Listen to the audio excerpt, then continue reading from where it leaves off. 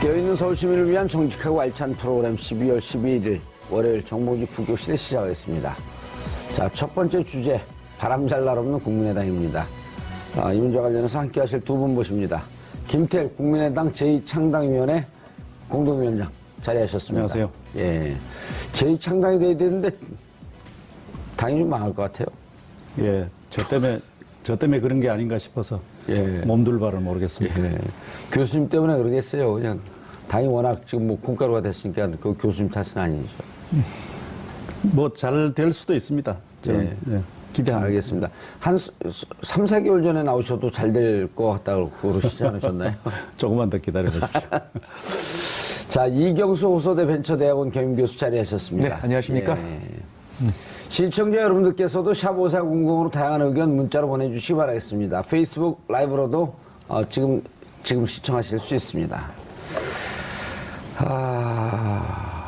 이게 교수님 정치를 오래 하셨지만 이게 일반 과거에 김대중 그 총재도 뭐 이런 봉변을 당한 적이 있고 김영삼 그리고 이 87년도 생각해보면 노태우 당시 이제 대선 후보 대구에 가서는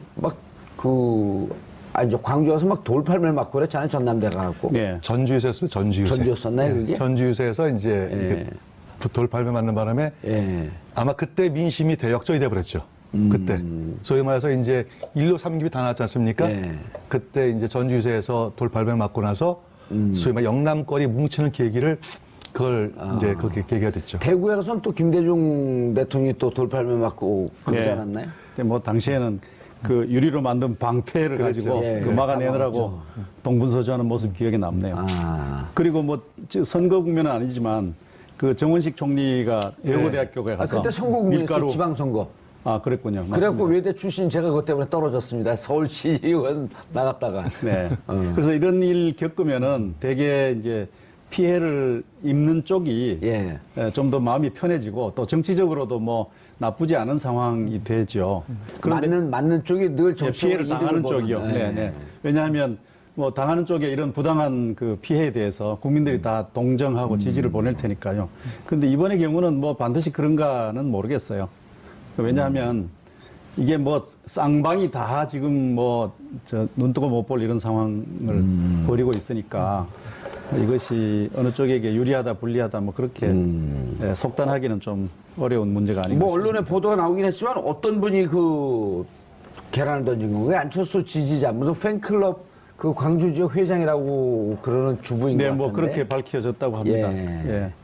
또 뭐 안철수 대표에 대해서는 또 뭐 계란은 아니지만 또 계란과 다를 바 없는 이제 폭언이 또 퍼부어졌고요. 그래서 뭐 쌍방 다 별로 이렇게 좋게 볼 수 없는 그런 상황이 벌어졌기 때문에 국민의당 전체가 국민들로부터 그 신임을 잃어버리는 그런 계기가 되지 않았나 싶고요. 어제 현장에 계셨었나요? 아니 저는 아닙니다. 저는 뭐 당원이 아니기 때문에 정당 행사에는 가지 않았습니다만은 이것이 아마 국민의당의 어떤 파국을 재촉할 수 있는 가능성도 있다고 저는 봅니다. 뭐 그런 점에서 좀 주목을 하고자 합니다. 과거에 구민주당에서 열린우리당이 이제 분당되어 나올 때 이른바 그 난닝구 사건이라고 있었지 않습니까? 난닝구 백발 사건 해갖고 그때 이제 뭐 머리끄댕이 잡고 했던 것들이 김희선 의원이 머리끄댕이 잡히고 그랬었죠. 그래서 이제 그것이 이제 분열을 더욱더 촉진시켰던 계기가 되었던 터라서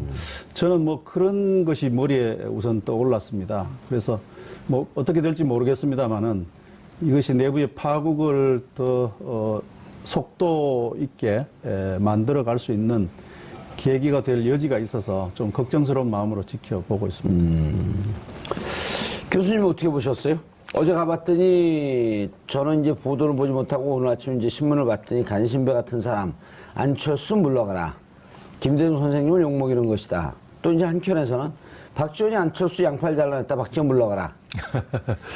지금 뭐 김태일 위원님 계셔서 제가 국민의당에 대해서 이러쿵저러쿵 뭐 말씀하는 건 참 어려운 부분인데 아니 얘기해 주셔야 돼요. 왜냐하면 그 교수님은 또 안에서 들여다보고 계신 그렇죠. 거고 네. 밖에서 외부자들 눈으로 또 봐줘야지. 그렇죠, 그렇죠. 내부자 외부자 눈이 맞으면서 이게 네네. 뭔가 개혁도 이루어지고 문제도 해결되는 거거든요. 그렇습니다. 지금 이제 어떻게 보면 이제 크게 두 가지로 저는 이제 이렇게 분류하고 싶습니다. 첫째는 국민의당의 창당 과정 중에서 어떻게 보면은 대단히 죄송스러운 말씀이냐면 뭐 일부 이제 젊은 초선 의원들 몇 분을 제외하고는 대부분이 과거 그 구민주당 그대로 줬으면은 대부분이 호남 민심이 제발 좀 물갈이를 하자라는 그런 여론조사 결과가 약 한 50% 이상이 넘는 분들이 상당히 많았거든요.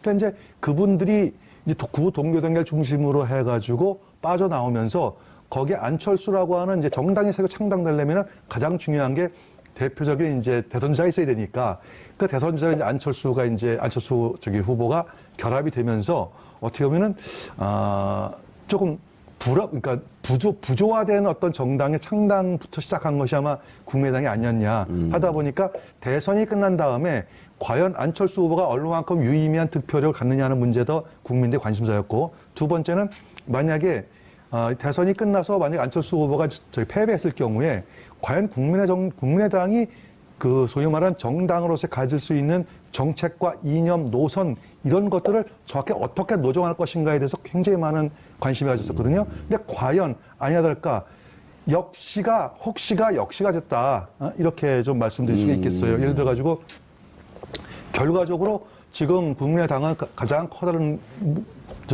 문제가 뭐냐면은 안철수 후보도 이번 호남 2박 3일 방문하면서 호남 민심을 집중적으로 파고든다. 그래서 호남 순방이라 그랬는데 예를 들어 가지고 정당의 대표가 그것도 대선 후보가 왜 호남 민심만 기대해야 되는지 이해가 안 되고 이제 그건 결과적으로 이제 당의 주요 그 의원들이 전부 다 호남 출신으로만 구성됐기 때문에 어쩔 수 없다고 하지만 과연 정당이 지역에 과연 옛날에 자민련과 같이 특정 지역에 기대고 있는 정당으로서만 머물러 있다면은 이 정당은 희망이 없다. 그런 차원에서 이제 안철수 후보가 아마 바른정당하고 정책연대라든지 나아가서는 통합까지 이렇게 추진하고 있는 것으로 제가 알고 있는 국민들이 아마 알고 계실 겁니다. 그런데 이 정당과 정당 사이의 통합이라든지 연대라고 하는 것은 이제 커다란 두 가지 이제 의미가 있어야 됩니다. 봅니다. 예를 들어 가지고 정책적으로 같은지 이념적으로 어떤 같은지 아니면은 최악의 그것도 아니다 하면은 뭐 동서 화합이라든지 뭐 이런 것들이 있어야 되는데 아무런 그런 것이 없이 안철수 후보가 바른정당과 통합이나 또는 뭐 정책연대를 추진하다 보니까 당연히 기존에 있던 호남 출신 국회의원들은 반발할 수밖에 없고 그 같은 갈등이 바로 이번 사태의 핵심 원인이 아닌가 이렇게 보여집니다. 이 갈등이 이제 방금 말씀하시죠. 이 교수님 말씀처럼 그 뿌리와 역사적 경로가 다를 뿐만 아니라 그 두 세력 간의 가치의 차이도 좀 있고요. 그다음에 지지 기반이라든지 또 정치적 이해관계도 좀 다르고 있고요. 그다음 지난번 전당대회를 통해서 양측이 또 감정의 충돌이 또 있었습니다. 그래서 역사적 뿌리와 경로, 가치, 이해관계, 지지 기반, 감정 뭐 여러 가지가 차이가 나는 것입니다. 연행 그냥 그 지금 와서 이제 양측은 야 우리가 서로 잘못 만난 거 아니냐 이런 의구심을 이제 표현하기도 해요. 하는데 저는 뭐 우리나라 정당들이 대개 다 캐치올 파티거든요. 망라 정당이니까. 민주당에도 보면 민주당 내에는 한나라당 가도 좋을 사람이 있고요. 또 한국당이죠. 한국당에도 보면 괜찮은 사람들, 뭐 민주당하고 어울려도 손색이 없을 또 좋은 사람들이 있어서 이런 정도의 어떤 이질성이라고 하는 것은 한 자리에 모일 수 있는 그런 가능성이 있다고 저는 생각합니다. 문제는 여기 모인 분들의 어떤 정치적 능력과 리더십 이런 것들이 문제가 아닌가 싶어요. 교수님, 그런데 이제 그 2015년 12월에 이제 민주당하고 갈랐단 말이에요. 그때 민주당하고 갈랐을 때 다시 이제 되돌이켜 보면 호남 의원들이 대부분이 컷오프 대상으로 올랐던 분들이 많이 있었잖아요. 지금 그 호남의 다선 의원들 중에는 지금은 오히려 국민의당 이제 초재선 의원들 보면 그래도 상대적으로 나는데 다선 의원들은 그때 민주당에서 공천을 못 받을 것 같은 사람들.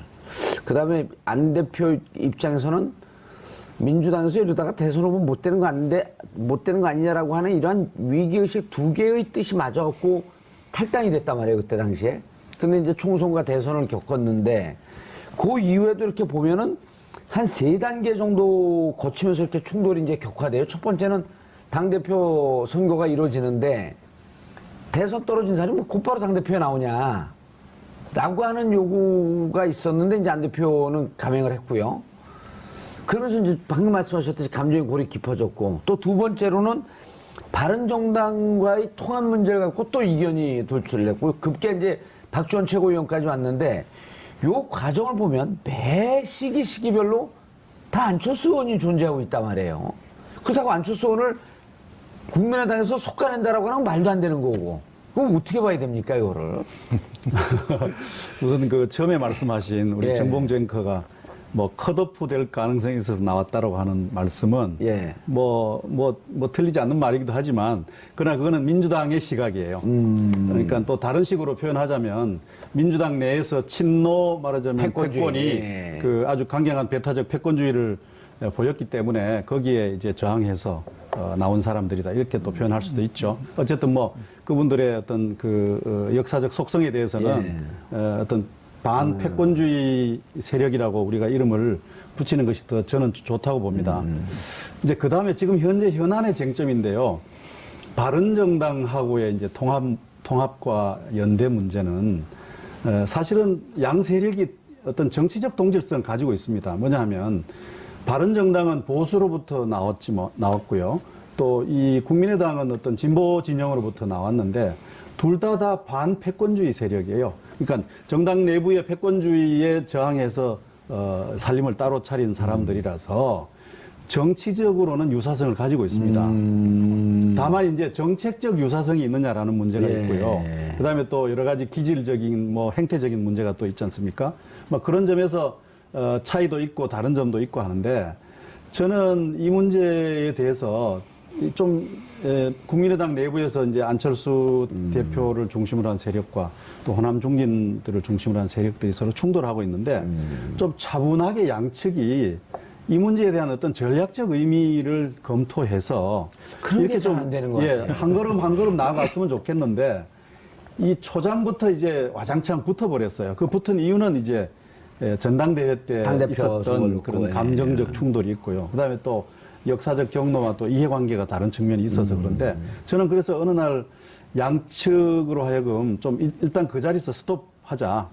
휴전을 하자. 그렇죠. 모더스 비벤디라고 하는 그 국제정치 용어를 쓰면서 제가 통합 추진도 일단 스탑하고 또 거기에 대항해서 반대 세력을 조직화했던 평화개혁연대를 조직화하는 일도 이거 한번 하기 시작하면 또 되돌이킬 수 없는 것이니까 일단 그 자리에서 좀 정지하면서 전략적 검토를 하자. 감정적인 문제나 이런 걸 좀 밀쳐놓고 이렇게 호흡을 조정하자고 했는데 잘 받아들여지지 않았습니다. 근데 저는 뭐 양측에 다 좀 문제가 있다고 일단 좀 꾸지람을 했습니다. 왜냐하면 이 안철수 대표 쪽은 여론조사를 하니까 바른당과 국민의당이 합하면 이런 시너지 효과가 난다. 그렇죠. 한 20%까지 그때 돌파를 한다고 봤죠. 그래서 그런 효과를 가지고 아주 숨가쁘게 통합으로 막 줄다름쳐 가는 것도 문제가 있다. 왜냐하면 그 정치 세력이 합친다고 하는 것은 그 숫자 가지고 되는 일이 아니지 않습니까? 명분, 계기, 지지, 공감 뭐 이런 것들이 있어야 되는데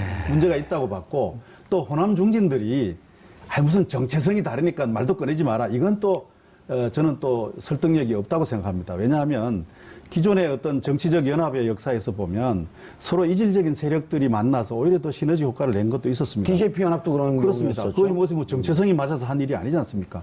공동정부 권력을 서로 나누어 가기까지 했는데요. 뭐 그런 점을 보면 양측의 주장이 다 좀 문제가 있다고 저는 생각을 해요. 그래서 호흡을 좀 이렇게 가다듬고 냉정하게 이것이 우리에게 도움이 되느냐 여부를 판단하자 이런 제안을 했던 적이 있었습니다. 자, 이제 그 통합의 문제가 좀 나왔으니 통합에 대해서는 타협점을 거의 못 찾고 있는 것 같지 않아요? 저는 못 찾고 있는 것이 아니라 찾을 수가 없다고 생각하는 게 제 의견이거든요. 그러니까 지금 이제 왜냐면 김태형 교수님께서는 정치적 동질성은 있다. 그런 거 하면 정책적 동질성이 있냐라고 하는 것을 찾아보자고 하는데 정책적 동질성을 찾기는커녕 감정으로 이미 갈라서 있고, 그럼 정책적 동질성이 가면 뭐냐? 이걸 일단 뭐 찾는다고 해보시죠. 그리고 정책적 동질성, 찾을 수 있을까요, 이거를? 이제 한 세 가지를 말씀을 드릴게요. 예. 첫째는 아까 이제 우리 김태일 위원장님께서 말씀하셨듯이 이제 양당이 예를 들어가지고 뭐 정책적 뭐 동질성까지 몰라도 정치적 동질성이 있다고 말씀하시면서 이제 말씀하셨는데 제가 볼 때는 반패권주의 맞습니다. 제가 볼 때 반패권주의에서는 출발한 게 맞는데 바른정당 같은 경우는 더 냉정하게 하면 반패권이라는 그 이름 명칭은 형식으로는 반패권을 썼지만 내부적으로는 반기문 총장 모시기 위해서 만든 정당이거든요. 까놓고 얘기하면은 탄핵해놓고서 사실입니다. 이건 뭐 현실이니까. 아니 그런 요소도 있지만. 그래서요. 그 다음에 예를 들어가지고 일부 안 되니까 한 10분은 지금 다시 자유하게 또 돌아갔어요. 그럼 나머지 계시는 분이 뭐냐면 마이너라는 얘기죠. 반패권이 아니고 소위 말하는 어떤 그룹 속에서 마이너끼리 남아있는 게 지금 바른정당의 현 위상이다. 그렇게 볼 수 있고, 그 다음에 국민의당 같은 경우도 아까 말씀드렸듯이 예를 들어가지고 DJ 정신을 서로 계승하겠다고 해서 지난 대선과 총선 때 서로 더민주당하고 같이 경제했지 않습니까? 그러면 DJ 정신의 계승이라는데 DJ 정신 계승이 뭔가 보니까 제가 알고 있는 DJ 정신은 한 세 가지 정도 있는 것 같아요. 뭐 첫째 이제 어떤 민주주의, 가치 수호, 그 다음에 두 번째 인권, 그래서 세 번째 이제 한반도 평화 정착, 뭐 이런 정도 세 가지를 이제 DJ 정신이라고 볼 수 있는데 과연 국민의당의 의원들, 전직 계시는 분들 의원 중에서 그 세 가지의 투철하게 가지고 계신 분이 과연 몇 분이나 계신지, 거기에다가 한 가지 얘기하면 바른정당에 계신 분들이 과거에 무슨 얘기냐 이런 얘기 하셨던 분들이에요. DJ가 말씀하신 한반도 평화정착, 그래서 남북 햇볕정책 통해서 어떤 한반도 평화정착 이루자 그랬는데 그때 핵 문제가 나왔습니다. 그랬더니 김대중 대통령께서 뭐라고 말씀하셨냐면은 북한은 핵을 만들 의사도 없고 능력도 안 된다. 북한이 핵을 개발하면 내가 책임지겠다 이렇게 말씀하시던 걸 갖다 굉장히 비판했던 분들이 지금 바른정당에 계시는 분들이에요. 이분들하고 어떻게 DJ 정신을 계승합니까? 그러니까 이거는 처음부터 되지도 않는데 안철수 대표가 지금 본인의 정치적 탈출로 때문에 억지로 하다 보니까 소위 말하는 컨센서스도 제대로 구성 안 한 상태에서 밀어붙이시러 가니까 당연히 호남의 다선 의원들은 안 된다. 강력 반발이 나오고 뭐 이런 것들이 가장 핵심이지 예를 들어가지고 뭐 당대표 할 때 뭐 조금 나왔다 그거는 격가지다. 이렇게 저는 좀 반론하고 싶어요. 예, 아니 반론하셔야 돼요. 왜냐하면 이경수 교수님이 오늘 작심하고 양당 통합에 이게 정체성도 없고 정치적 일체성도 없다 그러는데 이렇게 보는 국민들이 실질적으로 여론조사를 하면 50%가 넘게 나옵니다. 국민의당과 바른당의 어떤 정치적 공통점이라고 하는 것은 우리나라 거대 양당이 오랫동안 분단 체제와 지역주의에 기생하면서 서로 상호의존을 하면서 적대적 상호의존을 해왔습니다. 그건 맞습니다. 그런데 이 양당 체제가 얼마나 그 정치를 경직시키고 무능력하게 만들었냐는 건 우리가 잘 알고 있지 않습니까? 그런데 국민의당은 지난번 총선에서 국민들이 선택해서 그 의석수를 만들어준 겁니다. 금방 신생 정당에 대해서. 그러니까 거대 양당에 대해서 얼마나 국민들이 그 염증을 가지고 있느냐, 반감을 가지고 있느냐를 보여주었죠. 어쨌든 총선에서 다수당을 선택을 한 거니까요. 그렇습니다. 다당제를 선택을 한 선택했습니다. 거죠. 그다음에 이제 바른정당의 경우는 총선에서의 국민의 선택은 아니었죠. 그렇죠. 그런데 어쨌든 박근혜의 그런 패권주의와 부패에 대해서 반대하고 방금 우리 이 교수님 말씀처럼 이제 그런 뭐 정치적 고려도 있었으리라고 봅니다. 그런데 이분들이 이제 나왔을 때 중간에 한번 대선 과정에서 돌아가려고 하지 않았습니까? 예. 그랬을 때 국민들이 그것을 지켜주었습니다. 젊은 애들이 막 후원금을 보내고 문자 보내고 해서요. 다시 재흡수되는 것을 저지해 주었습니다. 대선 그렇죠. 과정에서. 13명인가 그때 돌아갈 때 그때 급격하게 젊은 당원들이 늘어났고 무지무지 늘어났습니다. 후원금도 늘어나고요. 예. 유승민에 대한 지지도 또 갑자기 늘어나고 그랬습니다. 그래서 바른정당의 경우는 총선에서의 선택은 아니었지만 역시 국민 주권의 어떤 반영을 한 정치 세력으로 인정을 해도 좋겠다 싶고 국민의당은 아예 총선에서 거대 양당을 넘어서는 새로운 어떤 정당 체제의 지평을 열기 위해서 국민이 선택한 정당인데 그런 측면에서 이제 정치적 어떤 공감대는 분명히 있다고 보고요. 약간 제3의 세력으로서의 의미는 그 서로의 공통점은 있다 이제 이렇게 그렇습니다. 보시는 거죠? 그런데 이제 문제는 이제 정책적인 문제, 가치의 문제인데 사회 경제 노선에 있어서는 별로 차이가 없습니다. 유승민 굉장히 좌파적 노선을 지금 취했지 않습니까? 경제적인 그동안에. 측면이 있었어요. 그렇죠. 근데 통일 문제에 있어서 또 우파적 정책을 통일 안보 문제는 굉장히 아주 극우적 보수적 입장을 취하고 있는데 그런데 두 정당이 그럼 이게 DA 정신의 어떤 범위 내에서 포괄될 수 있느냐 없느냐, 또 보수 세력에서 볼 때 또 자기네들의 정체성을 상실하는 것이냐 하는 문제에 있어서 저는 접점이 있다고 생각해요. 왜냐하면요, 이거 한마디만 드리면 돼요. 우리가 진보 세력과 보수 세력이 각기 남북 관계에 이뤄놓은 두 가지의 큰 업적이 있습니다. 예. 하나는 72년도 7.4남북 공동성명은 그렇죠. 보수 정부가 했던 일입니다. 92년도에 남북 기본 합의서 역시 보수 정부가 했던 겁니다. 그다음에 2000년도 6.15 공동선언은 진보 대통령이 했던 거고요. 그다음에 14선은 역시 진보 정부가 했던 겁니다.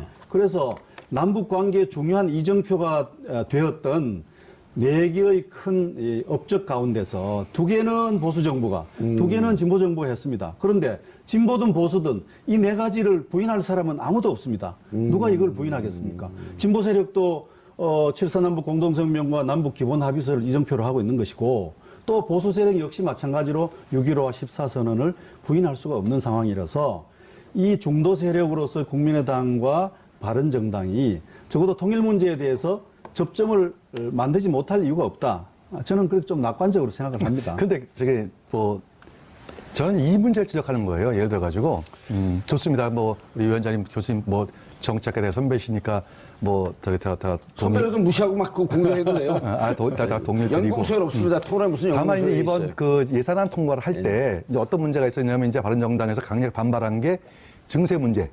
아까 우리 위원장님께서는 유승민 대표가 상당히 좌파적인 경제라고 했는데, 제가 볼 때 유승민 대표 좌파적인 경제를 제대로 아시는 분이 아니에요. 솔직히 그분이 위스콘신의 경제학을 전공하신 분이지만 냉정하게 따지면은 우리도 지금 속고 있는 게 진보 보수 따지지만 진보하고 보수는 이념이 아니지 않습니까? 그거는 존재론적 행동 양식일 뿐이고 사고 방식일 뿐이지, 이념은 진정한 이념은 좌우가 이념 아니겠습니까? 근데 유승민 대표한테 좌우 어느 쪽이냐 그러면 유승민 대표는 답변 못 해요. 그렇기 때문에 이번 예산안 통과할 때 바른정당이 강력하게 왜 증세 문제를 표결할 때 반대를 강력했고 이미. 근데 거기에 이제 국민의당은 당연히 이제 그쪽 찬성했습니다. 이번 예산안 통과할 때. 한국당은 바보처럼 이렇게 바른정당에서 반대했죠.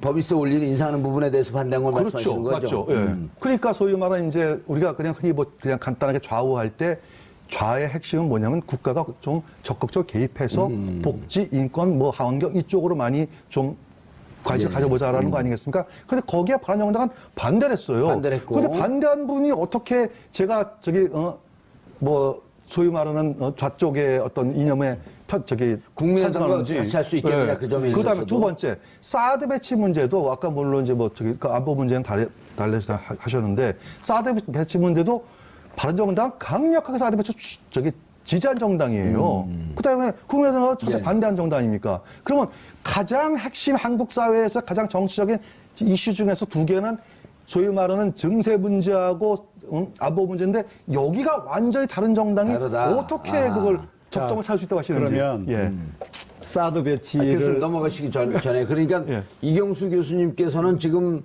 국민의당 내부에서 안철수 대표를 중심으로 해서 바른정당과 통합을 하자라고 하는 주장하는 측이 있고, 아니면 호남의 그 근거지를 둔 많은 호남의 다선 의원들은 정체성이 기본적으로 다르기 때문에 같이 할 수 없다. 라고 하는데 후자 쪽 견해에 대해서 더 동의한다 이렇게 말씀하시는 거죠? 그렇죠. 교수님. 언덕결에 이게 토론이 돼버리네 그냥. 사드 배치를 대선 때부터 반대했던 유승민이나 혹은 사드 배치에 대해서 모성 전략을 취하다가 결국은 사드 배치를 승인하고 지금 어쨌든 추진하게 될 수밖에 없는 문재인 정부와 차이가 뭐죠? 유승민 대표는 찬성을 했죠. 그러니까 사드를 애초부터 찬성했던 유승민이나 모성 전략을 취하다가 결국은 승인하고 이제 추진할 수밖에 없는 문재인이나 뭐가 차이가 있죠? 저는 안보 문제에 대해서는요, 이게 우리가 좀 이렇게 넉넉한 잣대로 이렇게 상황에 따라서 봐야 된다고 생각해요. 문재인 대통령이나 유승민 대표는 결과론적으로는 같은 길을 갈 수밖에 없는. 문재인 대통령 결국은 승인하고 상황이 그렇게 되어 있다. 그렇습니다. 왜냐하면 상황이 그렇게 된 거잖아요. 그렇죠. 그러면 햇볕 정책도 마찬가지죠. 햇볕 정책, 남북한이 잘 관계를 만들어 가던 시기와 국제 환경이 좋던 시기에 했던 그 정책과, 그 햇볕 정책은 튼튼한 안보와 남북한 대화입니다. 그러니까 안보 문제를 김대중 대통령이 소홀히 한 적이 없거든요. 그랬을 때 이 두 가지, 아마 김대중 대통령이 지금 이 자리에 계신다면 현재 북한에 대해서 아주 강경한 목소리와 아마 채찍을 들었을 겁니다. 저는 그렇게 생각합니다. 그래서 이 김대중 노선을 굉장히 경직되게 해석하고 자기 권력 투쟁의 도구로 이렇게 화석화시키려고 하는 분들이 저는 좀 문제가 있다고 봐요. 김대중 대통령의 노선은 뭐냐 하면 실사구시입니다. 이분의 철학의 핵실험. 그렇죠. 실용적이죠. 실사구시입니다. 실사구시이기 때문에 김대중 대통령이 현재 이러한 안보 상황에서 여전히 대화가 능사고 대화밖에 없다 이렇게 말씀하시진 않을 거라고 봐요. 뭐 그런 점에서 신축성 있게 행동하는 예. 문재인 대통령도 저는 칭찬을 하고 싶고 국민의당이나 또 유승민 바른정당 대표도 역시 그러한 측면에서 우리가 좀 넓게 봐줄 수 있는 범위 내에 있지 예. 않나 하는 생각이에요. 교수님. 이거를 둘로 잘라가지고 예. 이거냐 이렇게 이제 이념적으로 알겠습니다. 몰고 가면 예. 차이가 더 커져 보이죠. 그러나 유승민 바른정당 대표가 잘못한 게 있어요. 이건 굉장히 문책을 해야 될 대목이에요. 왜냐하면 무슨 햇볕 정책이나 지역주의 문제를 얘기하면서 그걸 무슨 버리거나 변화시켜야 내가 통합이 응하겠다 이런 얘기 했지 않습니까? 아, 제가 그 말씀을 그거는 여쭈려고 안하무인의 하는데. 태도이고 예. 그러니까. 정치인으로서는 이거는 빵점짜리 태도라고 그래서 이제 생각합니다. 그거를 좀 여쭈려고 하는데 네. 초창기에 이제 그 20명, 13명이 돌아왔고 이제 20명이 됐을 때 간시 원내교섭단체 됐을 때 그때 국민의당과 통합 얘기가 나올 때는 처음에 이렇게 강경한 자세였었어요. 햇볕 정책 부분에 대해서 분명한 입장을 얘기하고 햇볕 정책을 폐기하겠다라고 하는 얘기를 하는 조건 하에서 우리가 통합을 할 수 있다라고 하는 뉘앙스의 얘기를 하다가 9명 빠졌고 11명이 되니까 이제 좀 다급해졌는지 이런 부분에 대해서도 우리가 충분히 국민의당 뜻을 알고 김대중 대통령도 그때 또 높이 평가를 해요. 하면서 상황에 따라서 여러 가지 환경들이 달라지기 때문에 대화할 여지가 있다. 이 부분에 대해서도 깊게 한번 같이 고려해 볼 여지가 있다라고 좀 유화적으로 후퇴를 했거든요. 말이 바뀌었죠. 네, 말이 바뀌었죠. 유승민 대표 문제가 있어요. 문제가 있고 문제가 없는 정치인이 어디 있어요? 다 문제가 있죠. 네, 그런 점에서 저는요, 국민의당 내에 지금 통합에 반대하고 있는 분들, 예. 박지원, 천정배, 정동영, 예. 이 세 분이 일정하게 기여한 바가 있다고 생각합니다. 왜냐하면 저는 이분들이 무슨 소리냐, 유승민 대표. 당신 말은 그 가당치 않은 얘기다. 예. 그런 통합은 있을 수 없어. 이렇게 일침을 놓음으로써 유승민 유승민의 대표 태도가 유화적으로. 변화하는데 일정하게 영향력을 주었고 또 안철수 대표가 막상 통합을 추진하는 데 있어서 국민의당의 교섭력을 증대시킨 것이죠. 알겠습니다. 그래서 저는 이것을 예. 양측을 서로 분열적으로 보지 말고 박지원, 천정배, 정동영도 일정하게 통합 부분에 있어서 기여한 바도 있다. 뭐냐 하면은 바른정당에 대해서 교섭력을 증대시키는 역할을 해왔다. 예. 또 유승민의 어떤 태도를 변화시키는데 일정한 기여를 해왔다는 점에서 저는 인정을 하고 싶죠. 알겠습니다. 교수님, 설득력 꽤 설득력이 있어요. 그리고 처음서부터 얘기할 때와 다르게 입장이 좀 바뀌어서 바른정당과 국민의당도 약간은 접점이 생기는 것 같다. 그리고 대화 여지가 있는 것 같다. 문제는 내부의 갈등입니다. 예. 내부의 갈등이 오히려 지금 국민의당에서 통합을 반대하는 박지원, 천정배, 예, 정동영, 평화교육위원회 이분들이 바른정당 여기에 대해서 비판적인 시각보다도 오히려 내부의 안철수 지지 세력에 대한 비판적 시각이 훨씬 더 크거든요. 그렇죠. 감정의 골이 너무 깊어졌어요. 자, 그거 있잖아요. 지난번에 대선과 정책 이런 얘기가 있었어요. 도대체 안철수가 안철수 대표라고 칭해 주세요. 예, 죄송합니다. 안철수 친구 아니잖아요. 후배잖아요. 예, 후배죠. 예. 안철수 후보가 도대체 어떤 성격이냐라고 하니까 월간지 편집장에 했던 이제 조갑재 그 양반이 그런 얘기를 하시더라고요. 최선이 아니면은 차라리 선택해야 된다라고 해가지고 안철수 지지 선언을 하셨어요. 그게 무슨 얘기냐면은 이쪽 이제 소위 말하는 이제 진보좌파 쪽에서는 문재인 후보라고 하는 강력한 후보가 있는데 이쪽은 저기 보수 우파는 없단 말이에요. 선수가 없어요, 선수가. 그러다 보니까 가만히 보니까 안철수 후보가 그도 진보좌파 같지도 않아. 그러니까 차라리 여기라도 지지를 해가지고 문재인 후보의 집권을 막겠다라는 그런 의도가 상당히 깔려졌죠.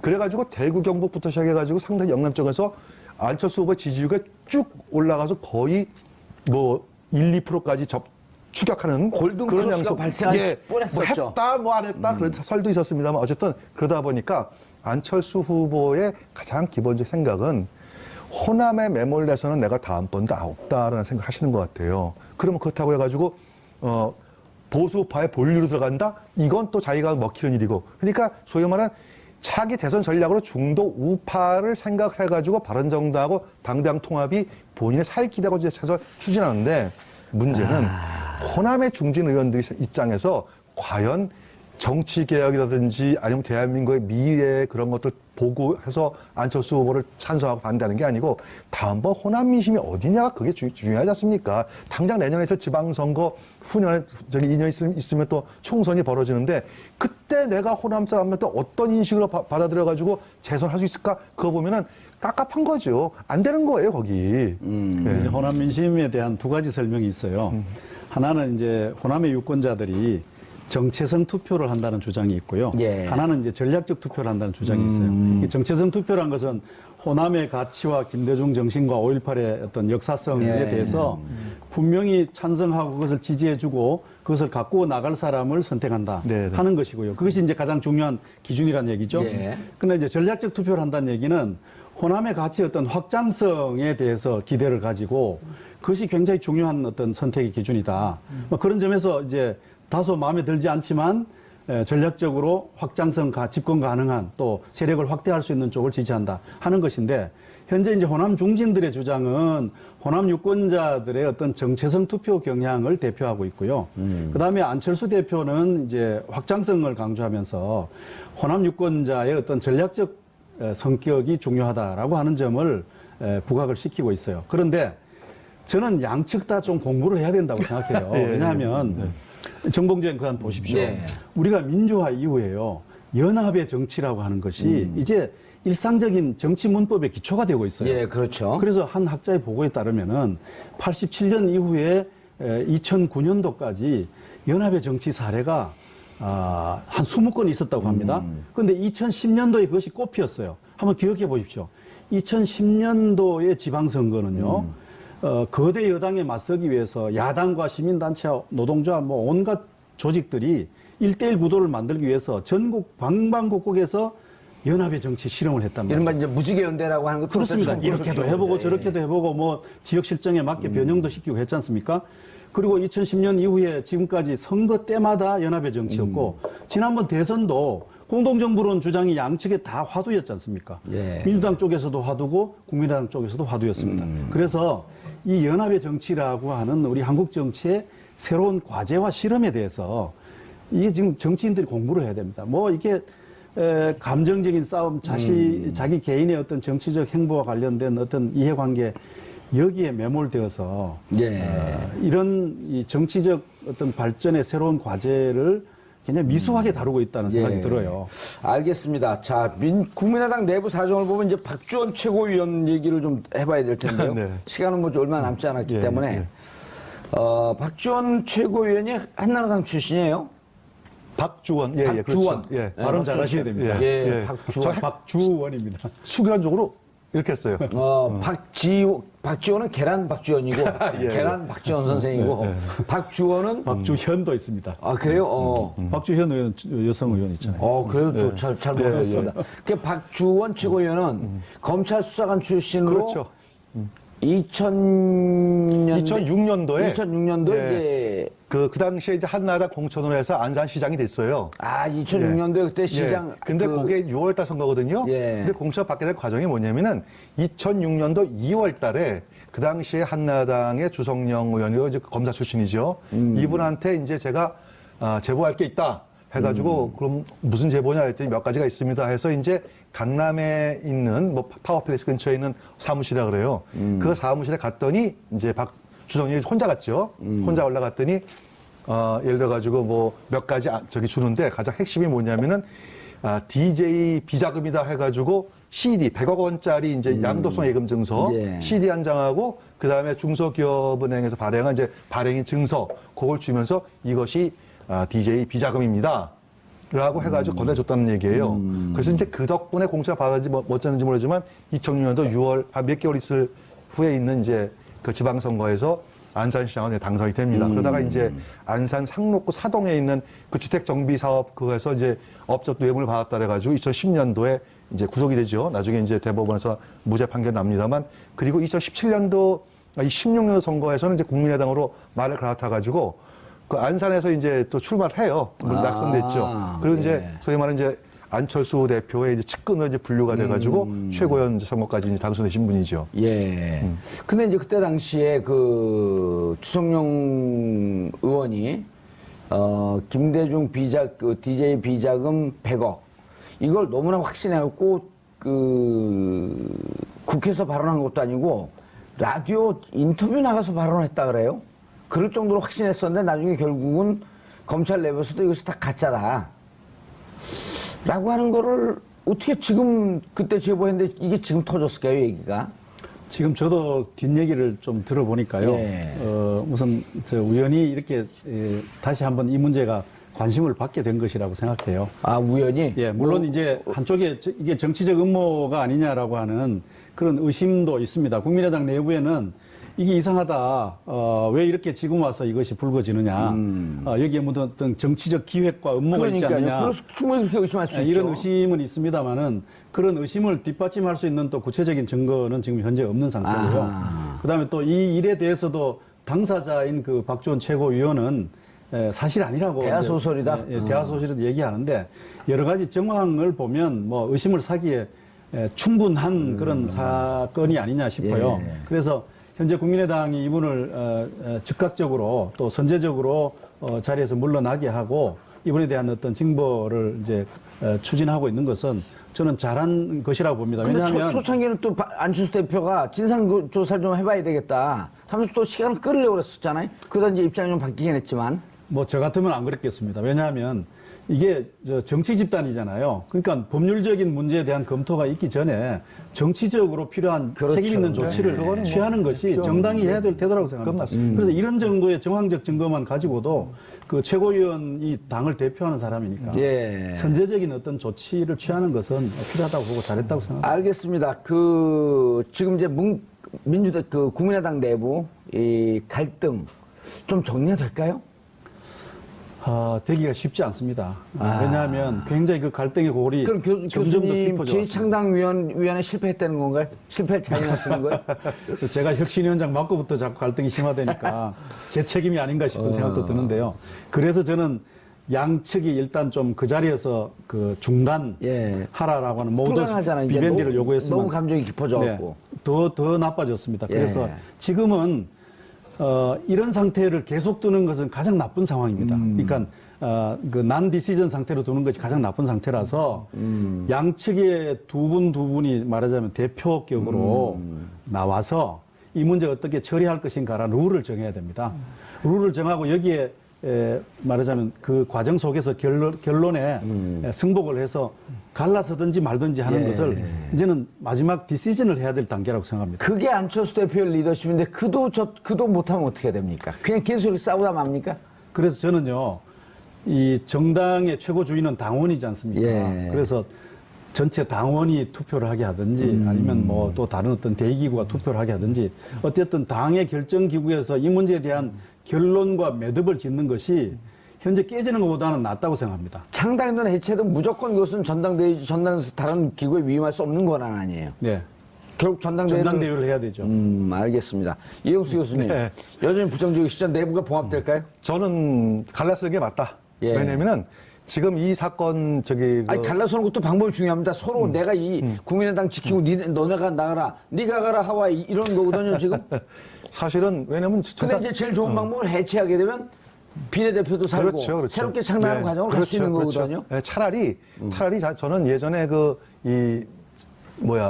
새누리당인가요? 거기도 해체라고 그런 주장한 적이 있었거든요. 국민의도 마찬가지예요. 차라리 알겠습니다. 저럴 바에는 해체해가지고 새롭게 틀을 짜는 게 안철수 대표의 미래도 있고 그 다음에 또 저쪽도 각자 갈 길 가는 거죠. 그러니까 저는 해체를 하든 아니면 분열을 하든 아니면 바른당하고 통합을 하든 당원에게 맡기자는 거죠. 당원에게 맡겨서 결정하게 하자. 어쨌든 그 룰을 양측의 그 준비위원이나 뭐 이런 심판 두 명이 나와서 룰을 만들고 최종적으로 전당대회를 통해서 입장 결정을 하자. 예, 제가 오늘 제2창당위원장으로서 공개적으로는 처음 하는 것입니다만은 예. 제가 그런 제안을 양측에다가 오늘 이 자리를 떠나서 하려고 예. 합니다. 예, 예. 사실은 이것이 공식적인 제안일 수도 있습니다. 알겠습니다. 양측 두 분 두 예. 분이 저랑 5명이 해서 이 문제에 대한 결정 룰을 만들고 그 결정 룰의 어떤 주체는 당원이고 예. 이런 최종 부분에 대해서 결정을 합의를 해서 하니까. 여기서 게임해서 끝내자 이거죠. 알겠습니다. 이렇게 지지부진하고 골병드는 상태가 가장 나쁜 상태입니다. 알겠습니다. 국민의당의 스트레스가 깊어지는 만큼 한국 정치의 스트레스도 깊어지는 것 같습니다.